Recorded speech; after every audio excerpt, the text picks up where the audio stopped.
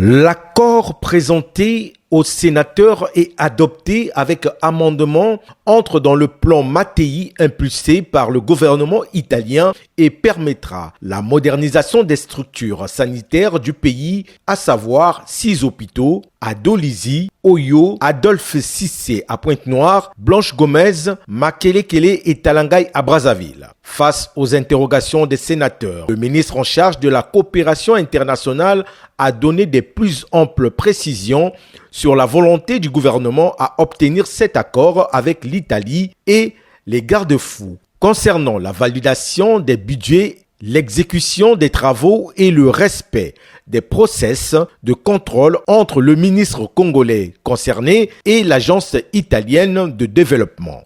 Au moment où le projet de réhabilitation de l'ensemble de nos centres de santé est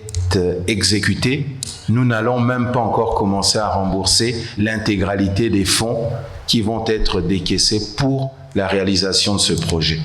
Le projet porte sur 5 ans et nous avons une période de grâce de 10 ans. Et ensuite, une fois la période de grâce expirée, le gouvernement du Congo bénéficiera de 18 ans pour rembourser ce financement. Le gouvernement italien a beaucoup hésité parce qu'ils étaient plus ou moins au courant des pratiques qui existaient malheureusement dans notre pays, à savoir que certains financements extérieurs qui étaient mis à notre disposition étaient parfois affectés à d'autres usages. Nous avons dû prendre des engagements au cours de nos discussions avec le ministère des Affaires étrangères et de la coopération italienne pour leur donner notre parole et nous engager pleinement au nom du gouvernement que ces fonds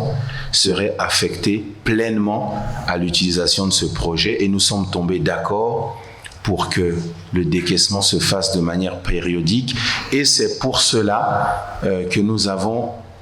ouvert un compte séquestre à la Banque centrale.